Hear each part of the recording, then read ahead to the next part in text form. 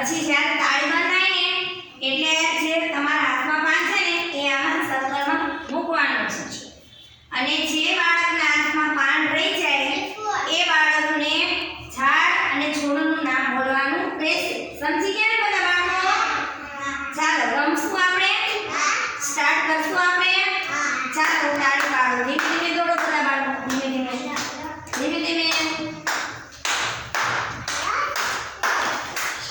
હાલો હાલો હાલો ધીમે ધીમે દોડો બધા. ચાલો પાન રાખી લેશું. મૂકી દો પાન.